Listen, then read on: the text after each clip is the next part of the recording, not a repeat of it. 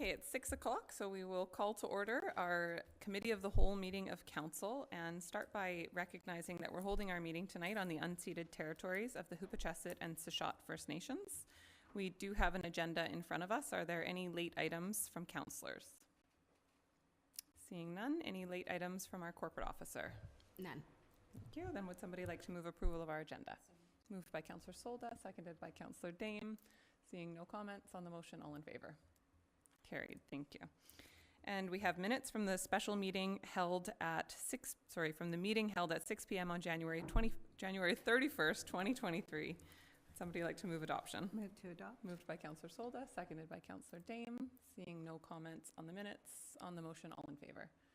Carried. Thank you. We have no delegations, no unfinished business, no staff reports, no correspondence. So we'll move on to unfinished business. We have just one item, and that is our 5-year financial plan, 2023 to 2027. An introduction from our Director of Finance. Welcome, Andrew. So tonight we'll just review just give an overview of the financial plan. We've done this the past couple years, and it's provided the opportunity to discuss the financial plan at a high level in this room before it gets put out into the public for details. So it's beneficial for council to have this opportunity to talk in general about where we are heading for 2023-2027. So we can seek council's input just maybe on our approach moving forward today, but because there's no details, we don't anticipate a lot of questions, but just more some higher level discussion tonight. And yes, we'll present this PowerPoint to council if they so choose to have this. So here we are tonight. We are at February 6th, the start of our roadmap to the financial planning process in 2023. Annually, we usually start about this time and go through the process and ending up on adoption hopefully by April 11th. This allows us to proceed with the tax rate bylaws. More information about the tax rate bylaws will be coming to council in the near future, but at this time, those details are still being worked on as far as where we are with our non-market change and whatnot. We also will continue the practice of having our question and answer program, so it just tracks everything that is brought forward by council and brought forward by the public as far as questions that they have about the financial plan. So we'll continue that practice as we go through this roadmap here. Looking at the dates for targeting as far as having the details for council, having some time for public, the February 21st date as far as the Committee of the Whole meeting is a great opportunity for us to dive down a little bit deeper and have some good discussion about the financial plan. So that gives us a few weeks from now before we get to that point, but that's the target date for some good discussion and information coming to council. Andrew, before you move on from that first slide, do you mind just kind of going over, because we have a couple new members of our council, I think the first reading thing as an introduction to the budget is sometimes confusing for new members of council and the public when it's just sort of the first acceptance of receipt more than anything. So could you speak a little bit to how that process looks? Yeah, sure, Minions, that's a good point. Sorry I didn't address that earlier, but what it is the first reading actually provides council the opportunity to speak about the financial plan. It doesn't make anything lines in the sand or anything like that, but it just allows council to start discussing the financial plan. So the recommendation that will come forward next Monday at the regular council meeting will include that recommendation to provide first reading, and then we can start to talk about the financial plan in chambers. Thank you. So the proposed timeline, as I mentioned briefly earlier, the April 11th target is the target date for adoption. By all means, we still have time to do it afterwards, but based on where we need to go with the tax rate bylaws and getting everything done by the end of April, so that we have some time to complete our reporting and complete our data entry, we would like to target the April 11th as far as the meeting date to have the financial plan adopted.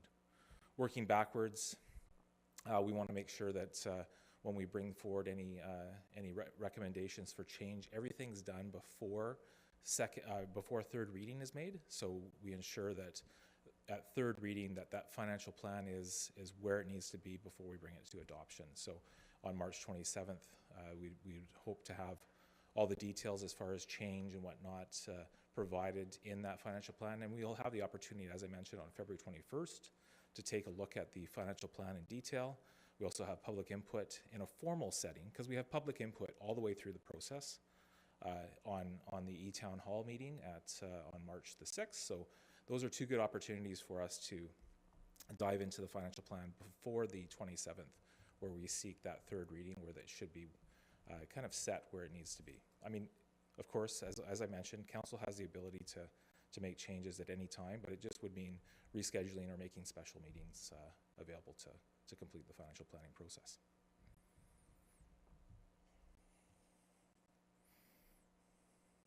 And at that April 11th, if council does support the final adoption of the financial plan, we would introduce the tax rate bylaws. And as I mentioned, we'll bring a report forward to council regarding the tax rate bylaws. So how does the financial plan come about? Obviously we have regular levels of service that we provide, but the guide for the last 4 years has been our strategic priorities. So a lot of what we have in our financial plan is populated with some strategic priorities of council, and of course the levels of service that we already provide to the community. So with that, we've seen some work on our solid waste diversion happen. We've seen some brownfield development changes as far as the SOMAS purchase. We've also seen the public safety building open. So these are all populated in the financial plan based on some strategic priorities that the previous councils provided. I know we're working on the strategic priorities for council today. That isn't there yet, but once it is, we would start to populate the financial plan in all likelihood in 2024 with some of the strategic priorities for this council.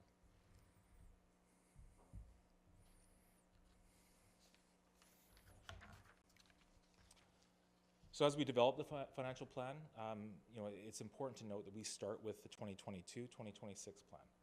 With that, a lot of what we do is we provide service levels that we've done for years. And we continue those services with the increases in costs that we are seeing across the board throughout the organization at basically any input level that we have in the services that we provide. So some key changes that we see this current year is the RCMP contract that is fully costed at the contract cost as we have it today from the RCMP. And that's with our 32 members. Even though we budget and we go forward with 34 members, we budget 32 for utilization. But with that, last year when we had the final details for that new collective agreement that the RCMP had, it didn't come until March, so those numbers are a little bit lower last year than we planned. But with the utilization that we anticipated in 2022, that financial plan didn't increase. So we've seen quite a large increase in the RCMP contract as far as the financial plan. So that is a significant increase in that regard. Some small increases in transit and the Vancouver Island Regional Library. Although council has control over these budgets, there is contracts that we have with these organizations that impact the cost of providing the service. With that, I mean, council's ability to adjust the level of service would have to decrease in order to effectively control some of these costs that we're seeing in here.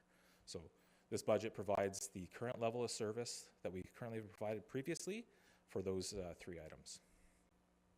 Collective agreements and other agreements that we have, those are all indications of we've seen the increase in cost based on the CPI that has just been published back in January. So that is going to impact our agreements that we have, and we have a collective agreement that is up at the end of this year. So we anticipate moving forward that the rates will be a little bit higher as far as collective agreements. External forces, we've seen supply management as far as just trying to get our vehicles replaced. It's very difficult on that end. Fuel has gone up significantly. Looking year over year, we haven't analyzed in detail, but it looks like we spent an extra $175,000 on fuel just in 2022 over 2021. So these are all starting to hit our financial plan, and these are things that we don't have a lot of control over, but we do have to start to populate the financial plan with these increases. As mentioned earlier, strategic initiatives with the financial plan, those are in there. We see the addition of the public safety building, and that's now populated in the financial plan and the cost of operating that building.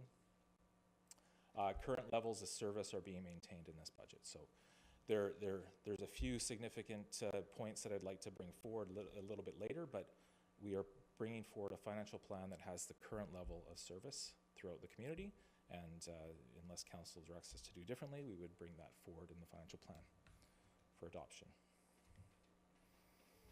So for taxation, the big number that everyone's probably looking at is the increase year over year, and this year it is 8% in the proposed draft financial plan.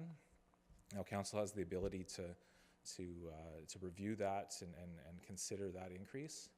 With that, year over year, it's just over $2 million in increased taxation.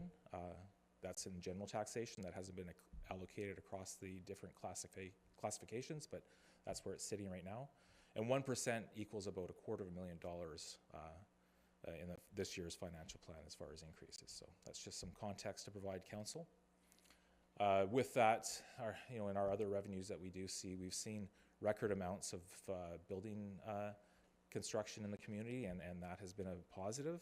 Obviously, we might need more resources in building inspection, but that service is one that covers the cost of providing that service. So it's a rarity for local government because we're not in the business of making money, but so with building inspection, we're covering the cost. So that's a good news thing. With Parks and Rec, we definitely see a return to previous levels of service. So that's one thing that I would like to mention is this. We did some cuts in 2020 based on the understanding that we wouldn't be open for a period of time, and then of course COVID had an impact on just providing service in the community, the interest and the ability to. So that has really changed, but we're starting to return back to pre-COVID amounts. And just looking back at some financial plans back in 2019, we're getting close to where we were as far as expenditures in that 2019 plan for 2023 as we have into this year's budget. So we're still a little bit lower in expenditures, but we are returning to that pre-pandemic level of costs for Parks and Rec. One good thing I'd like just to point out is the gaming revenue that we're seeing from our host community agreement is returned back to our full level of funding.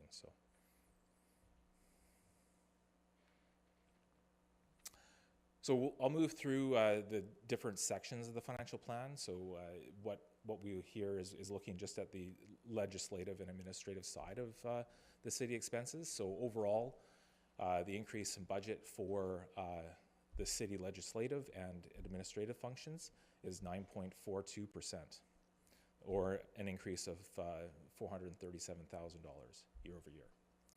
Now this includes a half-time position for information systems, so our IT department, noting that we do have it's just one position, but in the RCMP budget, we all are populating that financial plan cost with another position over there at halftime.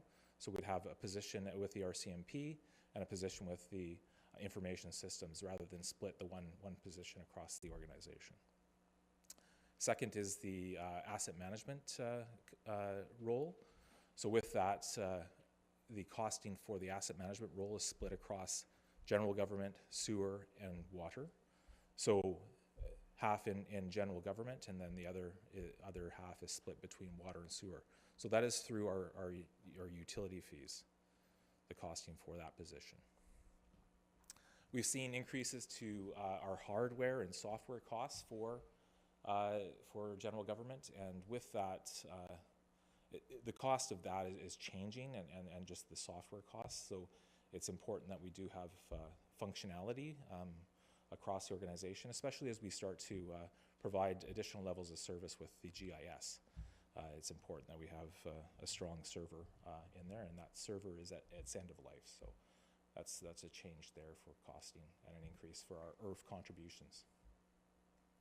Last year, we reduced the amount that we had in the CAO component of the financial plan, knowing that we'd be absent from that position in 2022 at the start of the year. But with that, we are returning to full budget based on the current costing that we have in that role. Operations of the public safety building, that was added into the financial plan, and that lands currently within the administrative side under bylaw. That cost is also split between community policing and bylaw at this time, and that's around $50,000 to operate that new facility. Current levels of service are being maintained, besides the increase in service for our asset management role and our information systems additional support. When it comes to the protective services functions, we'll start with the RCMP and administration of the service. So overall, a 9.29% increase. With that, as I mentioned earlier, it's the RCMP collective agreement that was negotiated, and now the full cost of the 32 members in that department is now populated with that new contract. So that's certainty, cost certainty, but it definitely is an increase over the prior year, and that makes up the bulk of the protective services increases in 2023. As mentioned, there's the half-time position for IT, and we know that body cams are coming forward.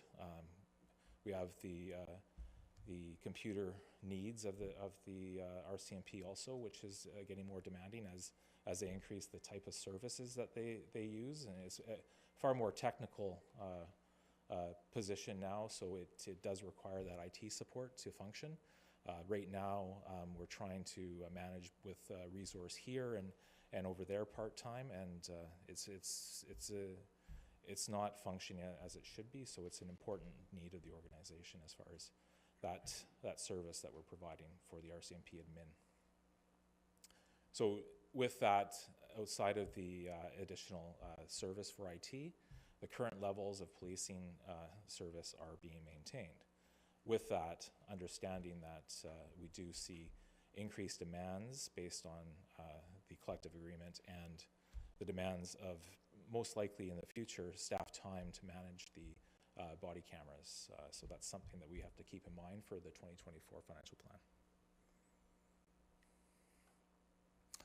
With fire and administration of the fire service, that's going up 7.35%, an overall increase of just over $300,000. The bulk of that is the new collective agreement and the retroactive pay that landed in 2023. So that was almost 3 full years of contract that was back paid, and we still don't have the retroactive pay for the 2022 year. That would have to be negotiated with the next agreement. So, or as other agreements get signed in the province that are within our collective agreement. The IRF contribution, this is something that we are bringing forward in the proposed financial plan. It's something that we struggled with as staff to cut, but a one-time reduction in the IRF contribution for 2023. We've had 2 fire trucks totaling $3 million in the last 2 years come on the books and be withdrawn out of the IRF program. With that, and the IRF program, I should clarify what the IRF is. It's the Equipment Replacement Reserve Fund. So, sorry, new councillors, I'm just making some assumptions. So with that, it's a great program. It's been in place from 1973. We fund our equipment through this program with the money that we put away every year to replace that in the future. So we've seen some increases in costs that weren't planned when we're looking at fire trucks, because we bought these 20, 25 years ago, and the costs have definitely gone up for fire apparatus. So with that, there was quite a large increase in our IRF this year, but we've rejigged it to reduce the tax increase in 2023 this one time and spread out that IRF replacement cost over the next 18 years. So That's totaling $300,000 out of the financial plan for this year's IRF contribution and spreading that out over the future. So it's one of the things that, like I said, we felt we had to find ways to get the budget down to where it is right now at 8%, but obviously something that is not ideal as far as our long-term plan for replacement. So we're just deferring that IRF payment into the future. With that, the current levels of service are being maintained with the department based on this year's financial plan coming forward. Building inspection, mentioned earlier, we have full cost recovery for this service, but we are seeing a 51.15% increase year over year, or just over $100,000. With that, we will need additional vehicle, and we are working with updates for software in that department as far as streamlining processes.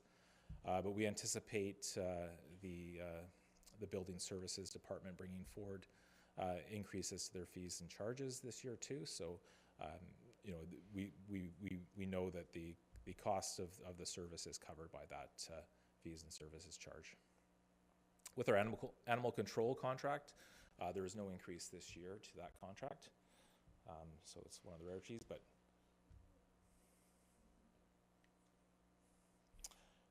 and now we're moving on to the engineering and public works functions. Engineering and public works administration is a 13.53% increase, or $337,000. We are adding a project management role in the financial plan for council to consider. This provides some oversight over the projects that we do for the city and some work that is done by contractors. So we have someone who's taking the lead on working on that type of work. So once again, we're taking a third of this position in general government, a third in water, and a third in sewer, and spreading those costs throughout those, because often those projects are utilizing that function. Also, an important need for the department and the whole organization is GIS, and GIS is Global Information Systems, I believe. Geographical. So yeah, thanks, Scott. So it's your Google. If you look on Google Maps, and it gives you all that information on what's in downtown as far as restaurants or services being provided. This will allow the city to provide that property information right on our website to allow for better self-serve options for our development community and just the public in general, because you can learn more about your property without having to get something printed out at the city. So it's a standard that's across many communities in the country, and I think we need to provide that update in our system. So that's something that's in the financial plan for public works. Also, transportation study work is also being planned. So these are some items that are in the financial plan for council to consider, and those start to make up the increases in costs. But after that, the current levels of service are being provided throughout those departments and those cost line items.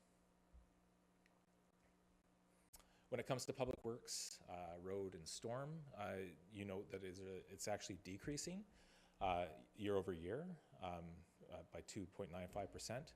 But keep in mind there was a carry forward in 2021. So with that, it propped up the budget from the 2022 budget, like the 2021 budget to the 2022 budget, but that isn't in the financial plan right now. If we pull out that factor, that would have been a 2.38% increase for our public works, road, and storm. As I mentioned, there is that increased cost in fuel. That has been populated in the financial plan. But with fuel, it gets spread out across all the departments depending on the usage of that. So, and as I mentioned, current levels of service are being maintained within this department. Solid waste. We've decreased the cost because we are seeing that the actual costs for solid waste are a little bit lower through our fees and services. With that, we've seen an increase also in the Recycle BC incentives. There was a bump up this past year, so it provides us some incentives from Recycle BC to provide that recycling component. That accounts for about 25% of our service delivery for solid waste. And also, I noted here, there's an IRF contribution for our trucks and cans that was reduced this one time only to help get us to the lower percentage as far as increase. And we'll spread out the replacement contributions higher over the next 6 years. So there are some trucks that are up to be replaced. We'll be bringing forward the IRF plan for those trucks with a slight change in how we approach the truck replacements over the next couple of years for council to consider. We are, a good news story is we are still one of the lowest on average for the single family residential household delivery of a 3-stream service. I think NIMO might be still lower than us, but this is going to be maintained for the next year again. We'll review it every year, obviously, as we do with our sewer and water bylaws as far as cost recoveries for fees and charges. But at this time, there's no need to increase the rates for the solid waste component of the financial plan. And once again, current levels of service are being maintained after our increase for that 3-stream service in 2023. Development services, we're seeing a lot of action in this department, and there's a lot of development occurring in the community. So there is a 22.76% increase, just over $230,000, noting that we are looking at continuing some work and additional funding for the OCP in 2023. We are looking at our DCC and zoning bylaws as far as updates, so there's some work that needs to be done on those, and those will be brought forward to council if they concur with the financial plan. And GIS is also a requirement, an improvement requirement for the planning and development group also. So it does go across even Parks and Rec to the GIS improvements that we need to make. Noting that there was also a shift of an administrative position from economic development, so the cost of that position is now landing in development services, and you'll see in the next slide, economic development looks like it's going down, but it's just the shift of that position.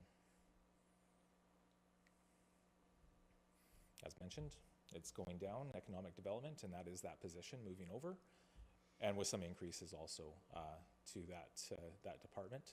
But current levels of service are being maintained at this time in the financial plan. Parks and Recreation. Now we've seen COVID obviously impact the Parks and Recreation functions, just programming and utilization of our services. With that, we are seeing a 8.77% increase for the Parks and Recreation component, or just over $500,000. There is also an additional park staff resource in the financial plan for council to consider. Noting that when we look at the fee and charges for our facilities, it hasn't been increased since 2015. So that tax burden just continues to increase for providing the Parks and Recreation service. So, you know, we are seeing that cost land with all those increases.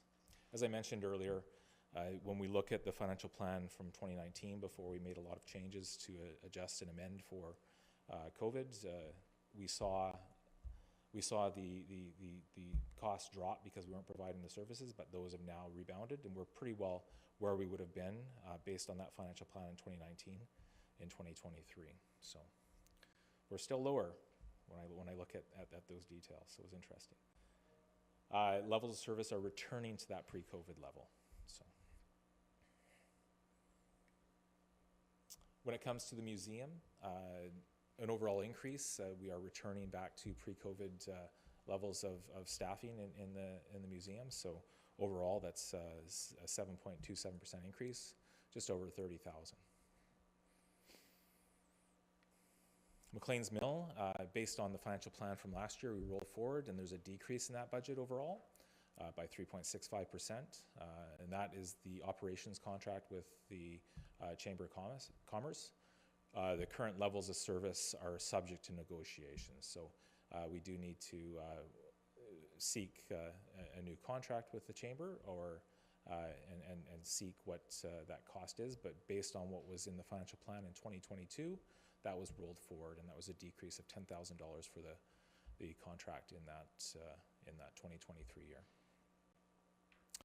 The Vancouver Island Regional Library is a cost that is passed on through the city to our taxpayers, and this is an 8.84 percent increase, sorry. And this is approximately $75,000 year over year, and that is something that council doesn't have much in the say as control in costs, but at the large board table that they have, we're just the one voice. So other things that we've taken out of the financial plan, we've lowered our contingency from $200,000 to $100,000. Once again, trying to achieve just reductions across the entire financial plan to get to a percentage that we felt we could bring forward to council, and that at 8%. The Connect the Keys was deferred. There's taxation scheduled for $1.2 million in 2023. That was deferred until 2024. Looking at what we could do as far as surplus, our year-end cutoff for all managers was the January 31st deadline. So that has just passed, and we're working to get everything in and making sure a clean cutoff for 2022. So with that, we would bring forward the surplus from prior years, hopefully by the end of February, and have some numbers for council to consider as far as surplus, if there is any. So we'll go from there after that. But those are some of the things that we've done to bring this proposed budget to council. When we look at our capital expenditures, there is just under $1 million in capital from taxation in 2023. The Roland Arts Centre improvements for the childcare was approved last year by council. That was $500,000, and that is more than half of what we have in the capital plan for taxation in 2023. We also have the strategic priorities. There's trees populated in the financial plan. That's started off as a $75,000 budget, and then ended up just increasing with a 2% lift every year moving forward in the financial plan. McLean's Mill, there's an annual contribution that we leverage to get grant funding from the ACRD. There's a grant and aid from the ACRD of about $30,000, and we do apply for the $60,000 grant from the federal government for that heritage site. So that's our annual contribution to the historical component of McLean's Mill. City facilities, we have many facilities. There's many small items in there that our manager has brought forward. We'll be bringing forward a report to council, just highlighting in general some of the items that we've had to remove from the financial plan. So there's that awareness of council and the public, and just the understanding that we have a lot of needs in our aging facilities, and the $300,000 budget is definitely getting the regulatory, the safety, and the structural needs. But we'll bring forward some other items if we have the available funds for, or if we plan into the future. There is the facilities audit that we have to undertake, and part with our asset retirement obligations. It's the public sector finance standard that requires us to note any of the hazardous materials in a building, such as asbestos or lead. Those items have to be identified, and in the financial plan, there's money for that work to be undertaken to meet the requirement for 2023 reporting. There's some other capital projects that we'll be undertaking, and these are using reserves, whether it's our gas tax reserve, it's our Parks and Rec reserve, if it's our equipment replacement reserve fund.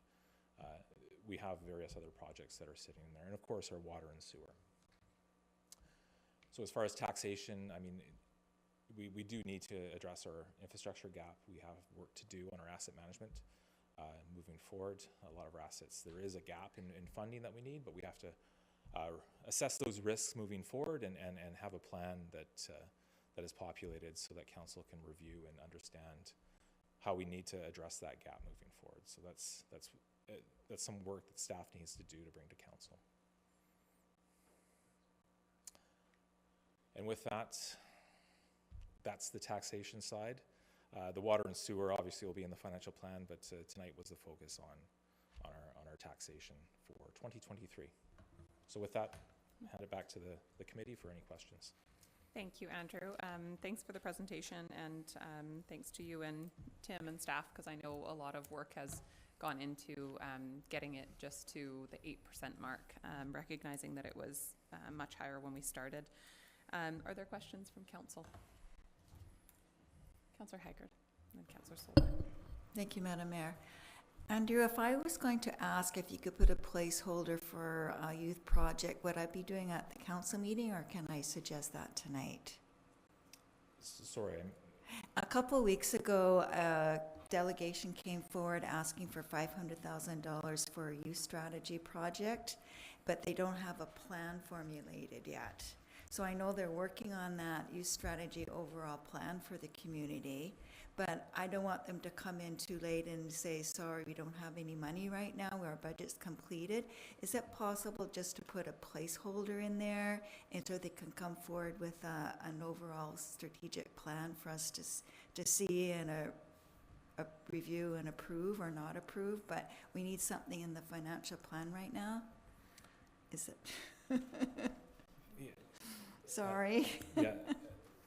With that, Chair Minions, I think that maybe if we have a look at the financial plan and we talk a little bit more about just what we have as far as reserves and you know, as I mentioned, we have our facilities that are aging and we need to address our infrastructure gaps. So while I understand the desire of the council or the committee, if we look at when we see the financial plan to see where that might be able to be sourced from, it might be helpful. Thank you. I think it's important that we make sure we don't diminish the importance of the request that was made to us. It is very much to address some incredibly concerning issues in our community with youth violence and safety that we're seeing. So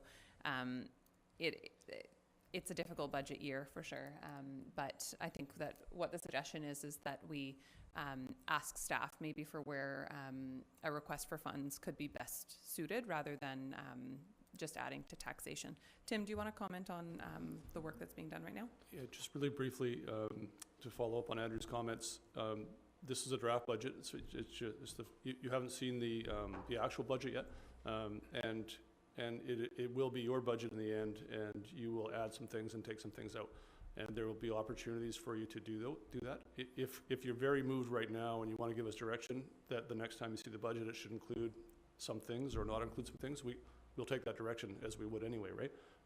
We didn't anticipate that would happen tonight, but if you want to, it's your meeting, or if you want to wait till the next meeting or the one after that.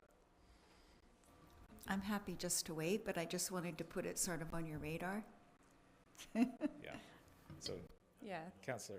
Thank you. And I think recognizing as well that the request that came to us was not the type of request that we could fund. The work has not been done yet. There's not enough specifics. But I think it is important to keep, top of mind so that we don't miss the opportunity, because it is an important issue for the year. Councillor Solta. Yeah, Madam Mayor, I won't be here for the next meeting because I have a medical appointment out of town, but I have a little list of questions in that, and maybe I have to wait for the second reading to put that through. Would that be advisable? What do you think? Well, the first one is on our contingency fund. Like, we're not going to be putting any money into the contingency fund. Where is it at right now? How much is in our contingency fund? Do you know, Mr. Gifford?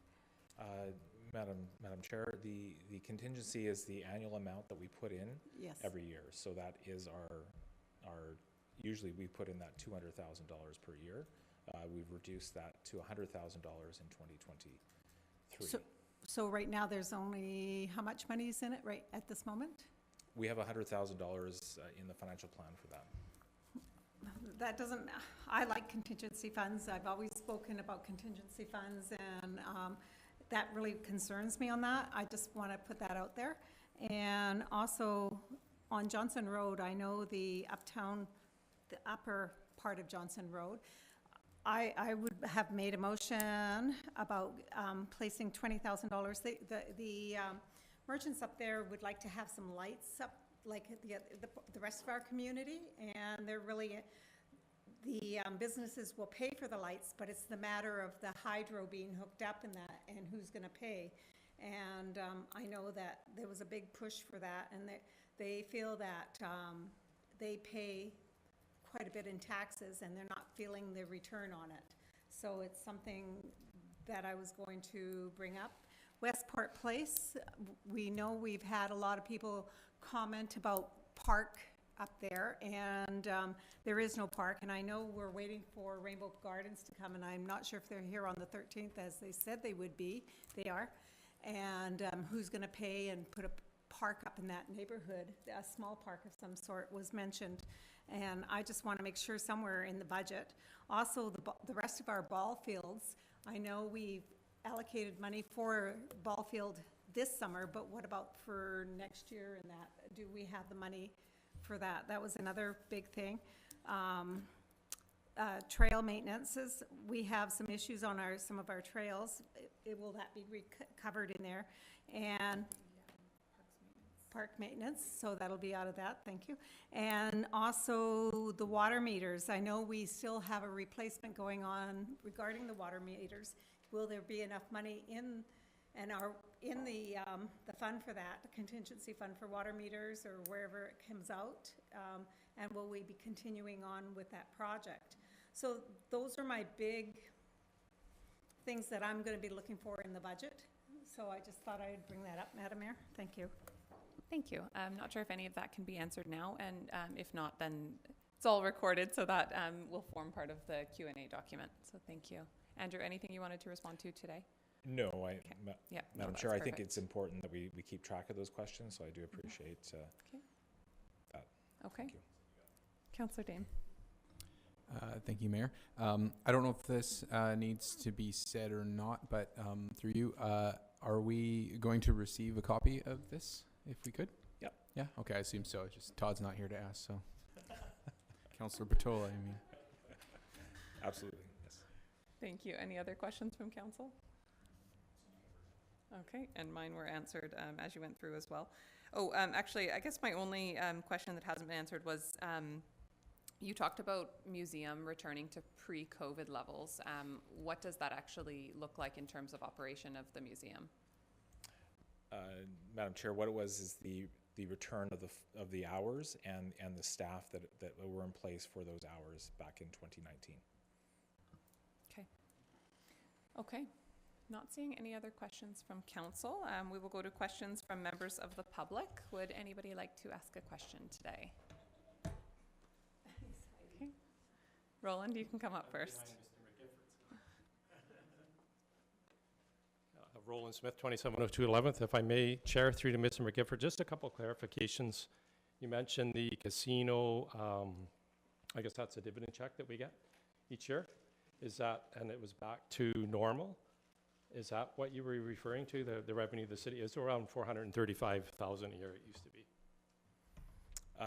Madam Chair, to answer the question from the member of the public, what we have is COVID reduced the amount that we had in the financial plan from the host community agreement, and that was around, in the financial plan, about $445,000 every year, and that's been returned back to what we normally received with the full operations from that facility at the end of 2022. And the other question, following up on Councillor Solda's on contingency, you've raised your questions, and I saw Councillor Mealy nodding in agreement. We sort of like to have a rainy day fund a little bit, and in the context of what's a budget probably going to be 36 million plus or minus this year. 100,000 isn't even really a rounding error, but I know we used to put 200,000 in it, but I think I'm looking for clarity. Where is contingency as we speak now? Not what we put in the budget, but have we had to tap into contingency for fiscal 2022? And if we did, what did we have to draw out of it, which should inform council's decision, how much should there be in contingency? So that's what I'd like to know, if we have that answer tonight. If not, that's all right. Thank you. I think I'll ask for that answer in the Q&A at the next meeting, because I'd actually like to see what our contingency use has been over the last 5 years, ideally, rather than just 1 year. Okay, that's all for now. Thanks. Thanks, Roland. Okay, come on forward, and if you don't mind just stating your name and address. Ted Laguerre, 2123 Motion Drive. It's my first time participating in one of these things, so it's pretty new. I just wanted to kind of touch on Ms. Solda here, as she touched on budgets for ball fields. So I'm also president of the Alberni Valley Minor Softball, and we've been really working hard on getting our youth groups back up to pre-COVID. We're actually, I'd say 5 years pre-COVID, we're actually boosting our numbers from then. So, because it's been a downhill towards COVID before that.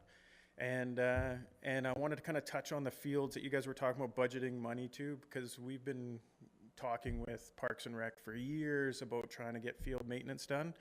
And we put together about $10,000 a year we donate to the city to help get some of these projects underway.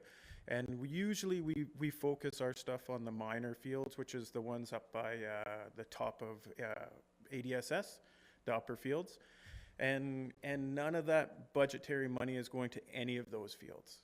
So those are all minor softball fields, and I know that there's a big budget that's gone towards this new adult baseball kind of tournament that's happening, and some of that field usage isn't even going to stay, it's getting removed, which is kind of disheartening to hear about all this money getting put towards something that's just going to get thrown away after, and then our youth's kind of sitting here with shambles, and to put it mildly.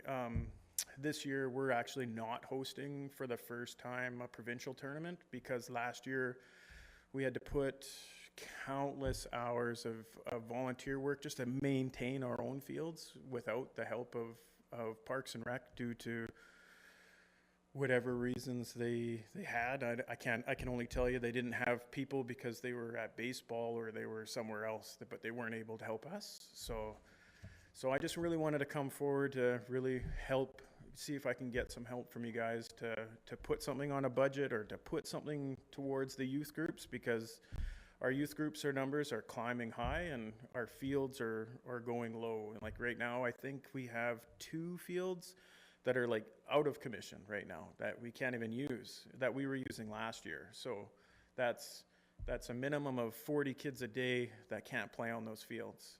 And then now we're pushing into new fields, which is fine, but now we have other user groups going, hey, these are our fields, but technically they're not. But you know, it's causing a lot of issue.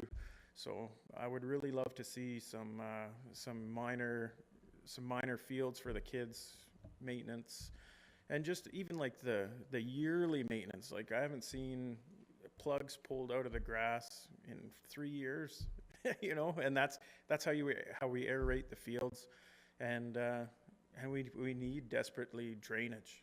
We get enough rain in this town that our drainage and our fields are the key. And I've got quotes in place from companies out of Parksville, and working with Miss Needham, who I don't think is here anymore. So I mean, there's a lot of like trying to get something together and then it just falls away, right? So I'm here today to kind of step in front of you guys to say, please help. we need it. Like I'm struggling to keep these kids playing, and we're getting all these numbers, and the last thing I want to do is say, sorry, we got nowhere for you to play. Mm-hmm. So that's all I had. Thank you. Awesome. Thanks for coming forward. A couple of things. Firstly, this year's budget does include an additional parks maintenance staff, recognizing that, you know, trails, paths, fields, there's a lot of needs for additional maintenance. So that is in our budget, and there was an additional maintenance staff in the budget last year as well. So we definitely recognize that side of the needs. When we committed to improvements on the 3 fields, we did ask our Director of Parks and Rec if they would be the highest priority fields, and we were told that they were, but we fully know that that is not the last of the field work that needs to be done. So we had a conversation at this council table about continuing that work each year, and we're very committed to doing that. So this year is the 3 fields that were requested, but that's not the end of the field work. We know that there's a lot more capital work that needs to be done on the fields, and I don't know specifically which ones those are. Oh, We yeah. rely on staff for that. I was just gonna ask if you knew what fields Yeah, those 3 I were. don't. However, our staff will be the ones to bring that forward. What we can do is make sure that we are firm in reaffirming that continuing to make the significant improvements to fields that need to be made is a commitment. So it is, I think every member of this council stated that when we Absolutely. made the last decision, and want to make sure that you don't feel like we're doing 3 fields No. and then moving on and not coming back to it. I just want to make sure you guys. It won't be this year because that's what's in the budget for this year, but committed to making sure it gets in the budget for next year. Awesome. Okay, and Councillor Mealy, did you have a comment as well? No, I just wanted to thank Mr. Lidger for showing up today. Appreciate it. I had some communication with ex-minor softball people throughout the last couple of weeks, reminding us that, Malaspina College came and took all the trees out of the minor area and everything there, the fences and everything was taken on by minor softball and not the city. So the majority of that is from minor softball, and we have to recognize that. So I appreciate that. Those fields, I think, are the cornerstone to any softball, slow pitch, fast pitch that comes to town is those 4 fields. And the only reason they're in the state that they are is the amount of work that we put into it every year, right? So we'd just love to get a little bit of help with material or something like that. I know you guys put in extra work when it comes to us putting the money, and you guys put the man hours, which is great. But we definitely need to think of something. Yeah. I appreciate it. Thank you for that. And not to say that some of that work can't be done this year as well. So I think an appropriate next step could be asking our Director of Parks and Recreation for a report on condition of fields going forward and what is recommended, because there may be some smaller items that could be done this year before we get to the bigger capital items. Councillor Dame. Thank you, Madam Mayor. Through the chair to Mr. Lidger. Just so you know, and maybe you're aware, I did meet, and I realize it's not necessarily the on council to meet regarding these things. This is a city staff issue, but on request, I did meet with James Brooke, and I did look at the fields, and I do see exactly what you're talking about. And there has been conversations that have happened regarding that, so it's definitely on our radar. Yeah. Thank you. Other questions or comments from members of the public? Lisa?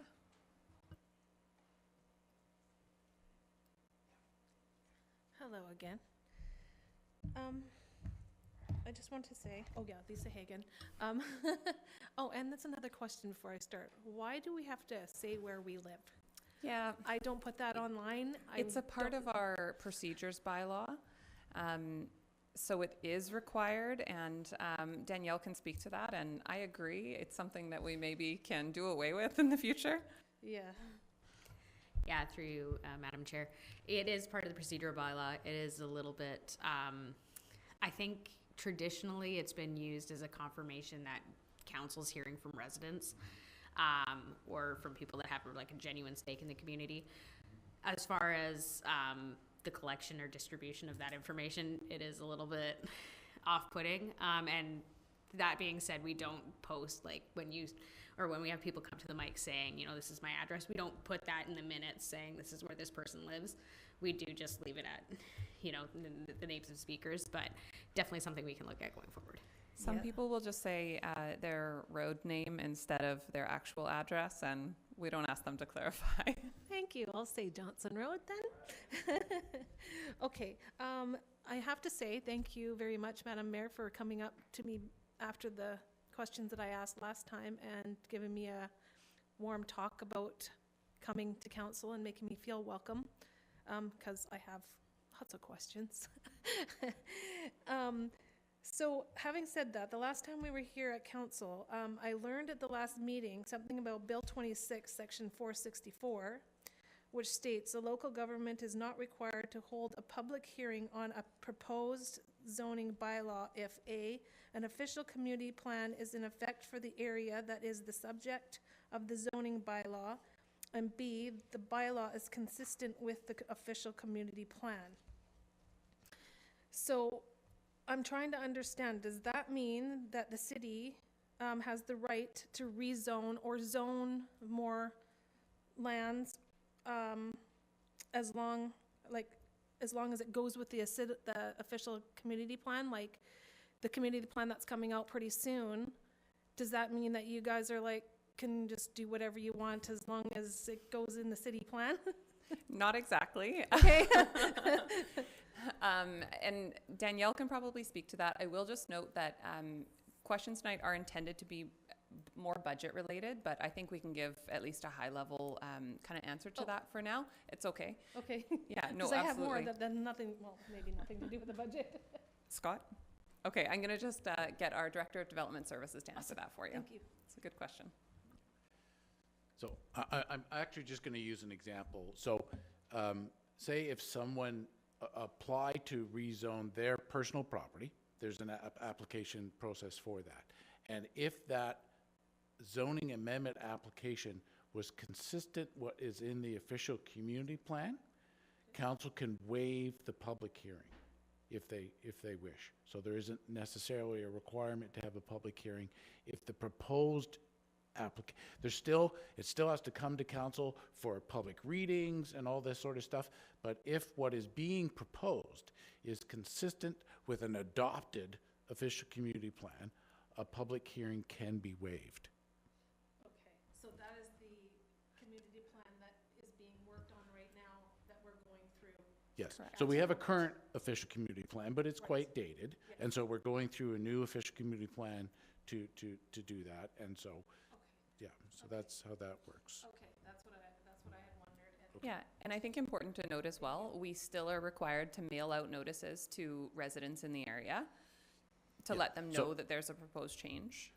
Well, what it is even if council chooses to waive the public hearing, we still have to give notice that we're proposing to waive the public hearing.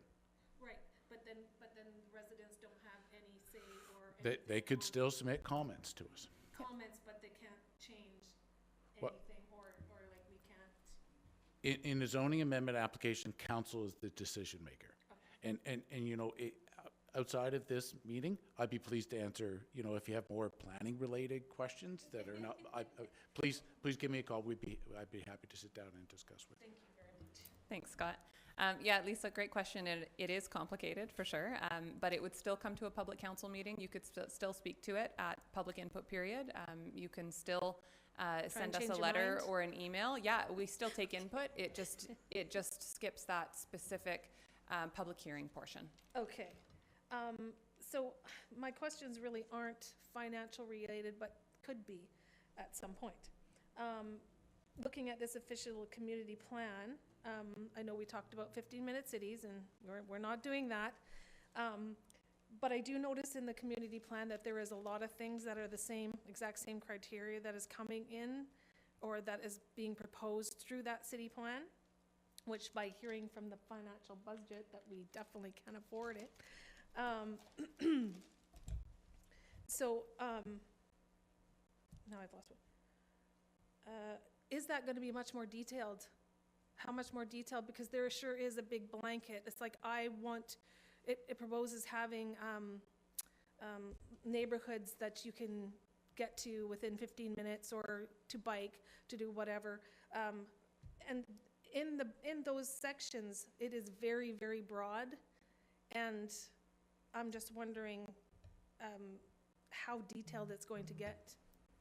Yeah, we're really early in the official community plan still, so it will get detailed, and that will all be public process. So there'll be, you know, the actual plan that comes forward that will be a detailed document, and then within that there'll be policy and potential changes to our zoning bylaw as well, and each of those steps is a public process. But before we even get to, and I mean a public council process, like around this table and in these open meetings, but before we get to that point, there's a significant amount more public input outside of council in terms of engagement sessions and surveys and that type of thing. So I think you've been to the letsconnectpa.ca website and looked Absolutely, and at the to me, official I'm community lost. plan. I'm just like, it just looks Yeah. so, There's so much many information things there, that can yes. actually, Yeah. it's just so over blanketed that there's not detail enough, and then all of Yeah. a sudden I'm looking at these zoning things and I'm thinking, well, this is pretty Yeah. vague. You can Yeah. put in anything you want to, So and I right don't now, think that's Lisa, good. where we're at is called the touchstones. So that's not the plan. It is sort of the, I think, 8, maybe 9 kind of guiding principles. So Okay. very vague. So nowhere near complete. That will all be filled in with a lot of information, and that information will be formed through public sessions. Okay, and so when you say public sessions, is it, like, what input can the public have? I know that we talk about the radio and the newspaper, and then, online. It seems that if we're gonna change zoning and stuff like that, it's pretty important that the public be involved. How can we maybe get more people involved from the community? I think we should maybe at our next meeting have, we could even just bring as correspondence for information, what the schedule is for that. Because I can't speak today to exactly how the public will be involved. I know there's been a variety of public information sessions that have been held, surveys as well, and then every time it comes to a council meeting as well. Scott? Hello again. So we are just beginning the detailed policy development. Right. And there will be substantial public engagement on that policy development.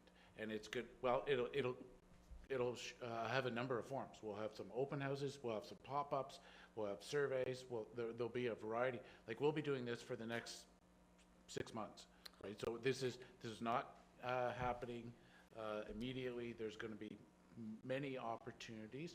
At a previous council meeting, we outlaid an engagement strategy that laid out a variety of different components about how we're going to propose to engage the community with various stakeholder groups, children and youth, and so there'll be a lot of opportunities. So as the mayor said, we've got the guiding principles, and that will help us develop, but none of the detailed policy work has been done yet, and there will be a lot of different opportunities for the public to engage on those various policy works before it comes into a formal consideration process at council.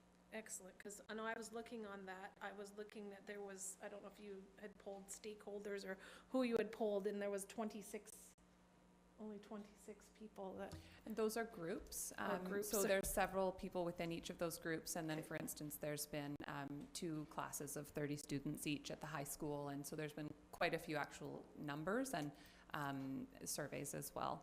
Yeah, maybe that could be detailed out a little bit more, because when I'm looking at 170 were asked and 26 are answering, I'm like, whoa, that's not very many in Port Alberni at the scale of things. Now, the other question I have, which once again is not to do with this, me reading things, I'm wondering, there is something called the ICLEI.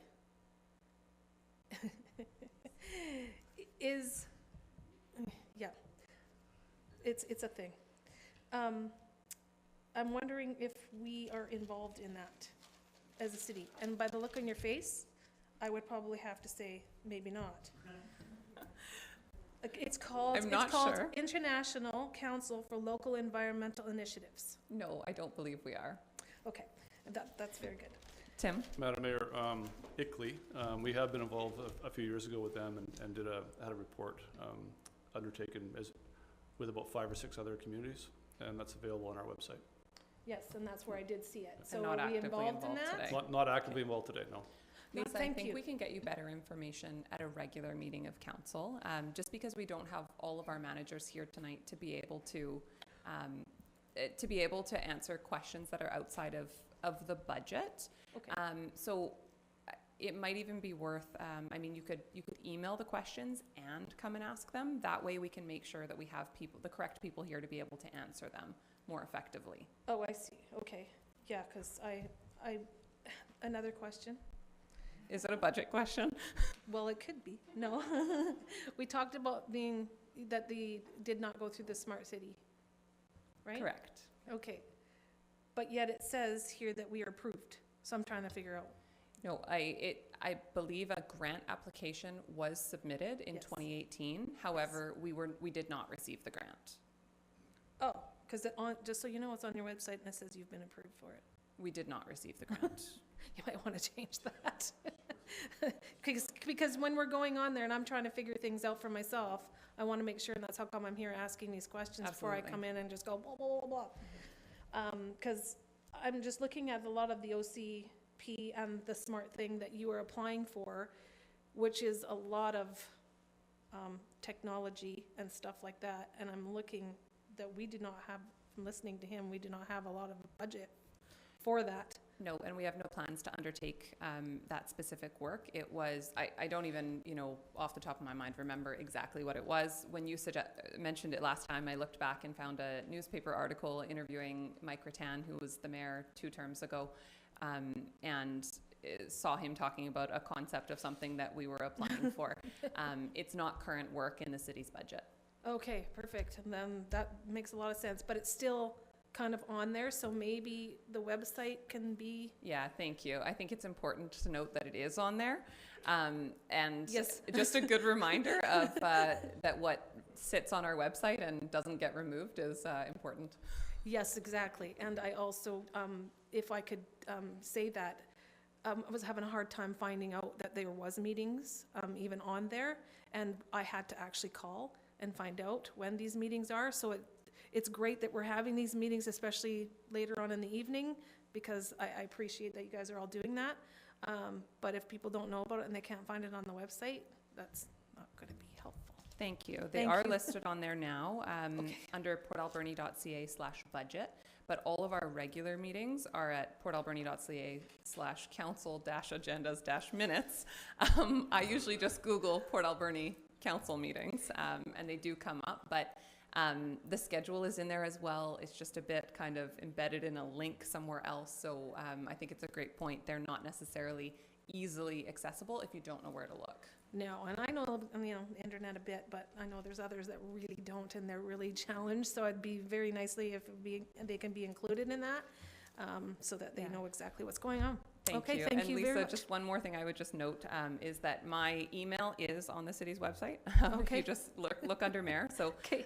you're welcome to send me an email with your questions, and we can just make sure that it's just hard. Some of these initiatives are old initiatives. We can give you an easy, no, we're not active in that, or yes, we are.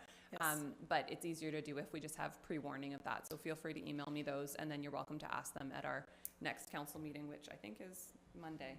Yes. Monday the 13th And as that well. is, and that is also another thing, you're seeing a whole lot of places like Nanaimo's changing things, they're changing the way they're putting their cars on the road.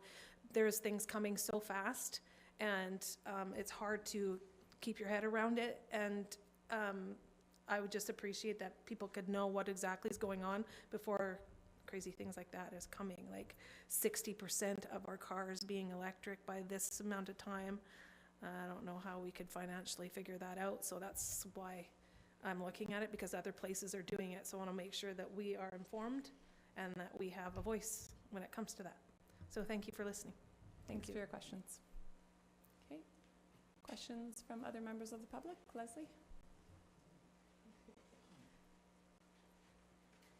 Good evening, Council. I got a couple of questions. Do you mind just introducing yourself? Leslie Valerius, Port Alberni. I'm on Russell Street. Address. A few questions. Just one point to Andrew's plan. Your road map needs to be adjusted on your dates. They're a little flipped around, so no wonder we got road problems in Port Alberni. I'm here because of the procurement policy that was passed in June 27th, 2022. And I'm just wanting to make it known that council really needs to take an active, proactive look at the financials, and that's what you spoke to in June. Because you're making decisions before the procurement policy, and the procurement policy be taken over by staff. Whereas before, you would get a lot of information brought forward in your agendas, and then you would approve it and go from there. But now, staff takes over a lot of it. So anyway, my main question is in regards to the policy, and it was mentioned in Tim Ply's report that the policy would be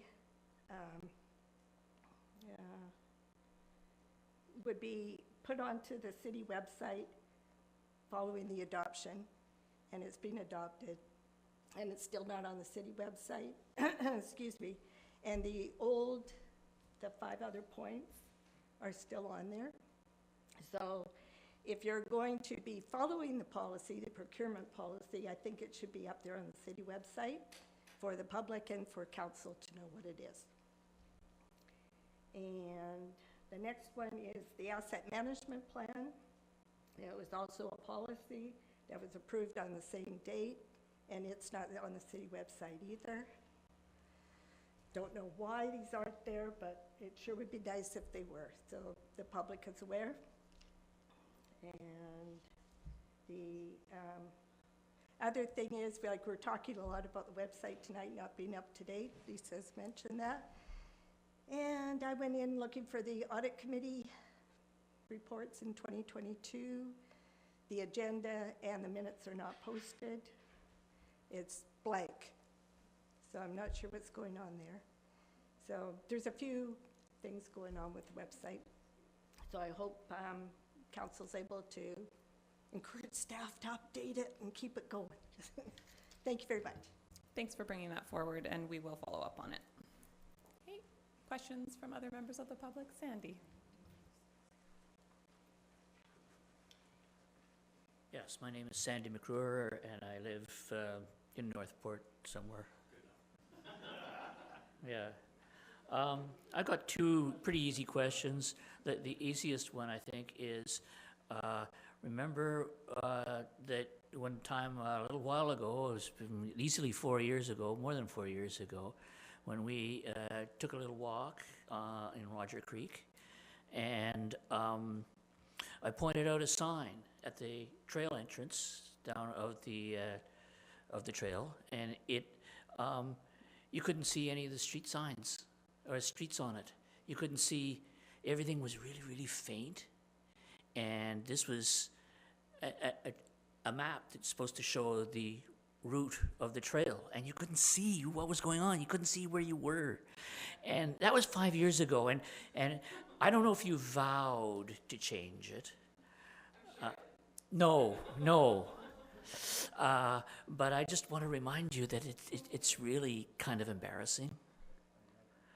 And then the other thing is that I was interested in the tree planting program that's going on, and exactly what that $73,000 was it? 76,500. I beg your pardon? 76,500, I think it was. Oh, wow, it's close. And good for you. What is? How is that going to be spent? Like, is this going to be actual trees planting, or is it include the staff time and the equipment and everything like that?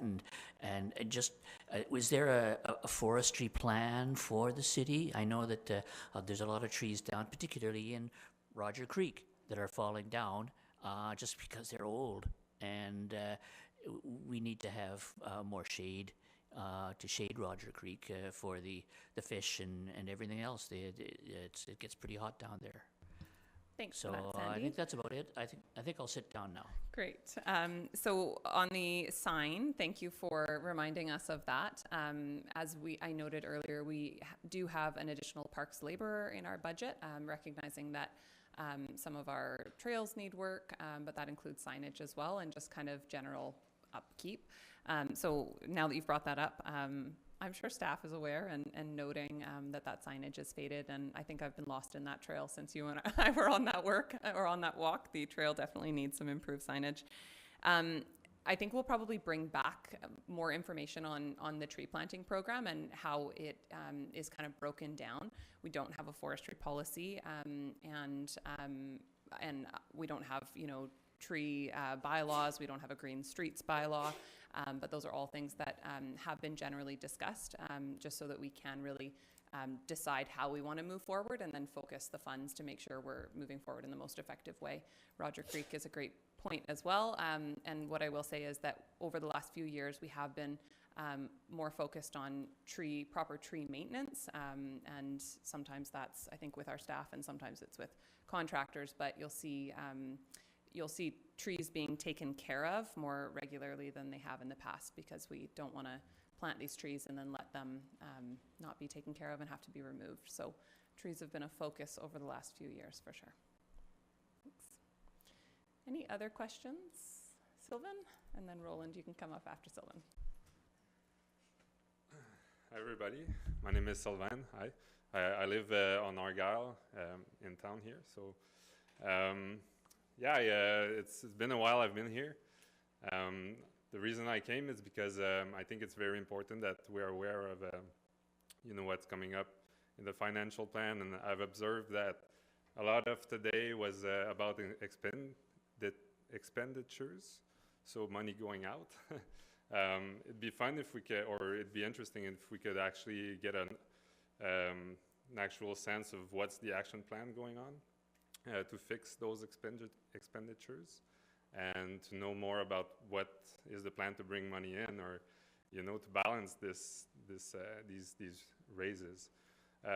Also, I would like to ask you a permission to maybe do a little delegation, because I won't be able to make it on a future date.